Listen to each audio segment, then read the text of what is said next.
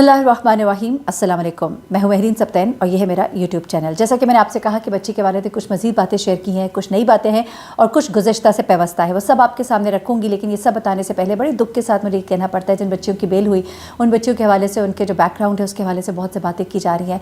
ठीक है, किसी का किसी से भी ताल्लुक, जिस तरह पाकिस्तान मुस्लिम लीग नून की एक अलग शख्सियत है, उनके साथ जोड़ा जा रहा है इन बच्चियों का ताल्लुक, और बहुत से लोगों के साथ कि ये असर रसूख वाले लोग हैं। तो असर रसूख जो है हम इस केस में आने नहीं देंगे। इंशाल्लाह हम देखेंगे कि इस तरह के केसेस जो है अपने अंजाम तक पहुँचे, और ज़रूर इस तरह से होना चाहिए कि बच्चों को अपनी हदूद क़यूद पता हो, और सज़ाएँ जब तक हम देते नहीं हैं या हम इम्प्लीमेंट नहीं करवाते हैं तब तक यही सब कुछ होता है। वो रसूल पाक सल्लल्लाहु अलैहि वसल्लम का फरमान भी है कि ये कौम की जो तनज़्ज़ुली की वजह बनती है वो क्या है, वो जो पुरानी तुमसे पहले कौमें थी वो क्यों बर्बाद हुई या वो क्यों तनज़्ज़ुली का शिकार थी, कि वो अमीरों को या जो असर रसूख वाले लोग होते थे उनको छोड़ देती थी, और जो गरीब होते थे उनको सज़ाएँ देती थी। तो हम ये देखेंगे, अल्लाह पाक करे हमारा मुल्क जो है वो रियासत मदीना बने, हमारी तो ये ख्वाहिश भी है। लेकिन देखिए क्या होता है आगे। अब अलबत्ता मैं आपको ज़रा सुनवाने जा रही हूँ कि बच्ची के वालिद ने क्या कहा, लेकिन उससे भी पहले एक और प्रोपेगेंडा जो है वो शुरू किया गया, बड़ा खौफनाक किस्म का। खौफनाक मैं इसलिए कह रही हूँ कि अगर ये सब कुछ ही होना है तो फिर तो इंसाफ किसी को नहीं मिलेगा। जब किसी की बच्ची मारी जाती है तो उसके माँ बाप को डराया धमकाया जाता है, जब वहाँ से वो नहीं मानते तो फिर कहा जाता है कि इनकी बच्ची तो ख़राब थी, इसके ताल्लुक़ थे, ये था वो था, ताकि इज़्ज़त के नाम पर चुप हो जाएँ। अब इन्होंने इस बच्ची के ऊपर, यानी कि अलिया नामी बच्ची के ऊपर, जहाँ एक तरफ इन्होंने गंदे एलिगेशंस लगाने शुरू किए कि वो तो नशा करती थी, वो ये करती थी, और है तो सामने लाए ना, वीडियोस दिखाए, हम देखते हैं कि क्या है आपके पास। सब झूठ का पलंदा है। एनीवे, अगर सच निकलता है जो भी है हम तो देखेंगे ना क्या है क्या उनके पास, और चाहे था भी हो भी, जो भी हो, चाहे लड़ाई भी हुई हो, ये जो कुछ हुआ है ना, दिस इज़ नॉट एक्सेप्टेबल। किसी एक को पकड़ कर ज़दोकोब करना और इस तरह से, चाहे जो भी उनके दरमियान अगर लड़ाई हुई हो। अच्छा, अब उसके बाद इन्होंने क्या किया है कि एक चीज़ मेरे सामने आ रही है, और मुख्तलिफ सोशल मीडिया के ऊपर अब वो चीज़ें जो है वायरल होनी शुरू हो रही है, जिसमें वो कह रहे हैं जी हर चीज़ की टू साइड्स होती हैं, हर स्टोरी की टू साइड्स होती हैं, और आप लोग दूसरी साइड को जो है वो इग्नोर कर रहे हैं। उसमें साहब जो है उन्होंने एक ट्वीट शेयर की, उसमें वो कहते हैं जी मैं स्कास्टेल में 13 साल से हूँ, और जो विक्टिम है यानी कि जिसको मारा गया है वो ख़ुद अल्कोहलिक है, और the girls beating her up are actually beating her up because of the fact that so called victim send her nude photos to her father. ठीक है जी, तो कह रहे हैं जी ये जो विक्टिम है इसने उसके फादर को उसकी नंगी तस्वीरें भेजी थी उस लड़की की। They went to her to ask her कि अपोलोजाइज़ करें। ठीक है, और ये चीज़ें जो हैं, और अब यहाँ पे आप अंदाज़ा लगाएं, पहली तो बात यह है कि उसकी न्यूड फ़ोटोज़ जो है उस लड़की के पास, अलिया के पास, कहाँ से आई, ये भी तो एक सवाल है। अजीब व गरीब किस्म के प्रोपेगेंडा शुरू कर दिए गए, और बात को दबाने के लिए उस लड़की के ऊपर इल्ज़ामात लगाए जा रहे हैं। और अगर कोई वजह भी है, अगर उसके कोई प्रॉब्लम है भी, मसलन अगर कोई होते भी हैं, तो ये जो कुछ हुआ ये इसके ऊपर एक्शन होना चाहिए। आप इस तरह की बातें करके इन चीज़ों को दबा नहीं सकते। और सवाल मेरा बड़ा वजह है कि उस लड़की की तस्वीर जो है वो अलिया के पास पे कहाँ से आई। अच्छा, अब ज़रा सुनते जाइएगा, मैं आपको इसके वालिद के कुछ बातें सुनवाना चाह रही हूँ, कुछ मज़ीद बातें उन्होंने बताई हैं। सबसे पहले सुनिए कि इसके वालिद ने बेसिकली कुछ चीज़ें बताई हैं कि मेरी बच्ची से इन लोगों के इस तमाम तर फड्डे की वजह क्या थी, क्या ऐसी बात मेरी बेटी ने उसके बाप को बताई थी। ज़रा गौर से सुनिएगा, अब सुनते जाइए फिर आपको समझ आती जाएगी। मेरी बेटी की दोस्त है जो उसकी एज फेलो है, उसकी क्लास में थी, उसका रिज़ल्ट बहुत पुअर आ रहा था, और उसके फादर ने मेरी बेटी से कहा कि आपके ग्रेड्स बहुत अच्छे आ रहे हैं, तो बेटा इसको क्या प्रॉब्लम है। उसने कहा कि अंकल आप प्लीज़ इसको डिस्क्लोज़ ना कीजिएगा, लेकिन ये अपना कैफेटेरिया में बैठती है हाई स्कूल के स्टूडेंट्स के साथ, और उनकी हरकतें ठीक नहीं है। वो ये कोई वाइप्स वगैरह, कोई इलेक्ट्रॉनिक सिगरेट्स हैं और शीशा है, वो लोग ये इस्तेमाल करते हैं। तो ये आजकल मेरे से बोलती भी नहीं है क्योंकि ये उनके साथ बैठती है। तो और उसके फादर ने, ये वीडियो रिकॉर्डिंग है, उसके फादर ने इस बात की कमिटमेंट मेरी बेटी से की थी कि वो इस चीज़ को डिस्क्लोज़ नहीं करेंगे।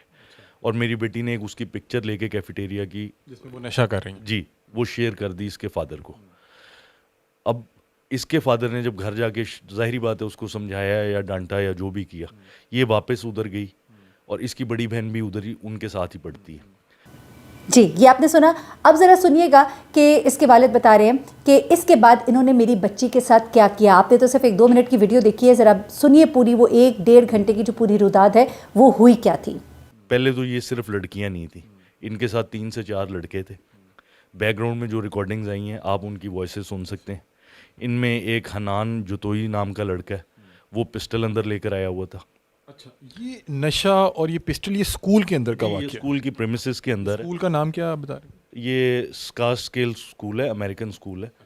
और मेरी बेटी शुरू से इधर से ही पढ़ रही है, लेकिन अब ऑफ रिसेंट इनकी मैनेजमेंट चेंज हो गई, इनके नए अपना प्रिंसिपल आए, जो पहले इनका एटमॉस्फेयर भी बहुत अच्छा था, माहौल भी अच्छा था, इसीलिए बच्चों को यहाँ पर दाखिल करवाया था। वो उसमें ये है कि ये जब इन्होंने क्लास में उसको जाकर कहा कि आपको प्रिंसिपल बुला रही हैं, टीचर के सामने बुलाया, तो ये जानती भी नहीं थी उस लड़की को, लेकिन वो हाई स्कूल की स्टूडेंट थी, तो ये प्रिंसिपल ऑफिस जाने के लिए उसके साथ बाहर निकली। ये जब अपना स्टेज पर आई है तो उसने इसको ग्रैब किया और सेकंड पे ये लड़के खड़े हुए थे, उन्होंने उसको उठा लिया, जब स्टेज से उसको वो घसीटती नीचे ले आई और ये कैफेटेरिया में ले गए। कैफेटेरिया का स्टाफ मौजूद था, एक आया मौजूद थी, वहाँ पर आपने देखा। अब इन्होंने डीवीआर से प्रिंसिपल ने सबकी वीडियोस जो हैं वो डिलीट करवाई। ये तशद्दुद तकरीबन 25 से 30 मिनट तक होता रहा। आपने बड़ी शॉर्ट वीडियो देखी है और ये भी वो वीडियो है जो उन्होंने शेयर की थी, और उन्होंने ही आगे सारे स्कूल में भी शेयर की और बाकी ग्रुप्स को भी शेयर की। और बैकग्राउंड में जिन लड़कों की आवाज़ें आ रही हैं, ये लड़के वहाँ पे मौजूद थे, इन्होंने सर्कल बनाया हुआ था, ये उसको खड़ा करते थे, दीवार के साथ मारते थे, फिर वो गिरती थी, लेकिन और साथ साथ ये उसकी वीडियो बनाते रहे, उसके चेहरे पे आके वीडियो बनाते रहे, उसको कहते रहे कि तूने जो शेयर किया उसके लिए अपोलोजाइज़ कर, माफ़ी मांग। वो माफ़ी नहीं मांग रही थी और ये उसको मुतवातर मारते रहे। अब यहाँ पर स्कूल की बेहिसी का वो तस्करा कर रहे हैं, और स्कूल ने अगर ये सब कुछ किया और जैसा कि वीडियोस के डिलीट करने का जो मामला है, ये तो एक क्रिमिनल एक्ट है। तो ज़रा ये सुनिएगा कि इसके वालिद ने, स्कूल की इंतज़ामिया ने इनको किस तरह की धमकियाँ दी हैं, किस तरह की बातें की हैं। ये लाखों रुपए लेने वाले जो स्कूल्स होते हैं वो किस तरह से रिएक्ट करते हैं, इनके वालिद की ज़बानी। स्कूल इंतज़ामिया ने सिर्फ उन लोगों को प्रोटेक्शन दी है। वो पहले उन्होंने हमें कहा कि आप अपना एक तो बजाय उनके ख़िलाफ़ एक्शन लेने के, मैंने इनको कहा कि जी इनको रेस्टिगेट करके इनकी पिक्चर्स आप लगाएं। उन्होंने कहा जी अगर आपने कंप्लेन की या आप मीडिया पे गए तो हम अलीहा को स्कूल से निकालेंगे। और बहुत रूड रवैया था, किसी किस्म की कोई कोऑपरेशन नहीं थी। और जब मैंने कहा कि इनके खिलाफ आप एक्शन लें तो उन्होंने कहा जी आपको अगर नहीं हमारा स्कूल पसंद तो आप अपने बच्चों को उठा लें।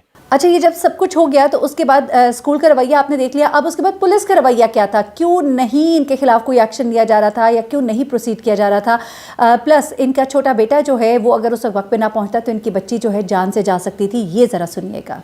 क्योंकि ये दोनों घर इकट्ठे ही आते थे, तो अब अलीहा को 40 मिनट हो गए थे और सारा स्कूल तकरीबन खाली हो चुका हुआ था। सिर्फ ये कैफेटेरिया में जो नीचे हो रहा था, ये वहाँ पर ही लोग मौजूद थे। ये सर 16 जनवरी का है और मतवातर मैं यहाँ पर था नहीं, मैं इस्लामाबाद था।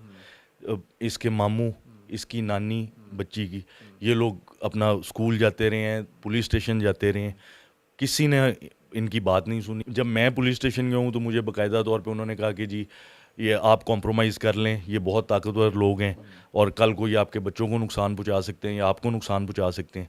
और स्कूल इंतज़ामिया का भी यही रवैया था। और अब सुनिएगा कि ये बच्ची जिसके साथ ये सब कुछ हुआ वो एक बड़े ट्रॉमा से तो गुजर ही रही है। उसने अपने बाप को ये तक कहा है कि बेशक मुझे मार भी देना, आपने इनको छोड़ना नहीं है।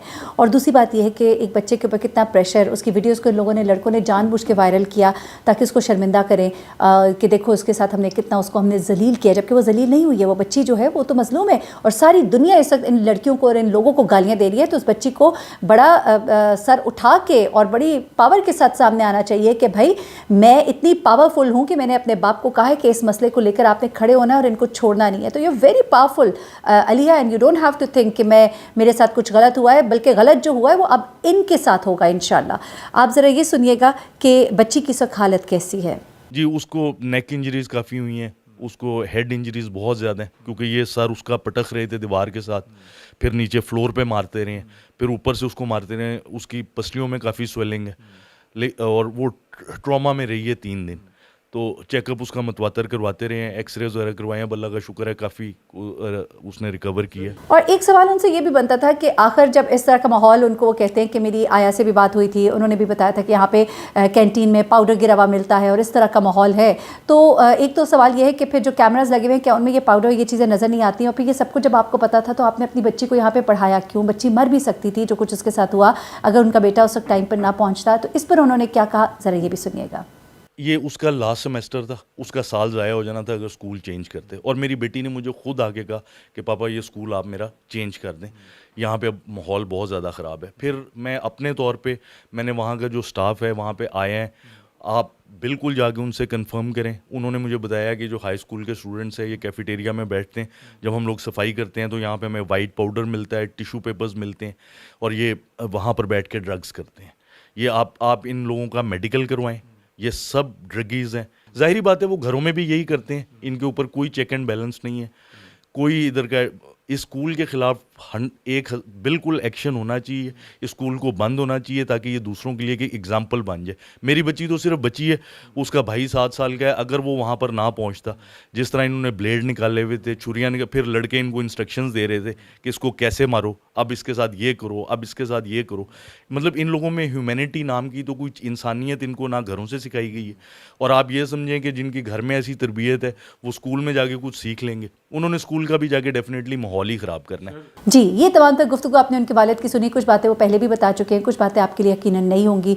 और ये बात करने का मतलब ये है कि हम इस इशू को ज़िंदा रखना चाहते हैं, हम इसके ऊपर लाइव ट्रांसमिशंस भी करेंगे और हम देखेंगे कि एक इतनी लंबी बेल जो दे दी गई 30 जनवरी तक के लिए, और अब दबाव डाला जा रहा है इनके पेरेंट्स के ऊपर, सुलह सफाई कर ले, इसी तरह से मामले को दबाने की कोशिश की जाती है। तो लेट्स सी कि व्हाट हैपन्स। 30 जनवरी को भी हम इस केस को पूरा रिपोर्ट करेंगे, बल्कि इनफैक्ट इंशाल्लाह हम कोशिश करेंगे कोर्ट से इसको रिपोर्ट करें। अब तक बहुत ख्याल रखिएगा, दुआ में याद रखिएगा और अपने बच्चों की अच्छी तरबियत करें। खुदा के लिए उनको सिखाइए कि क्या सही है क्या गलत है।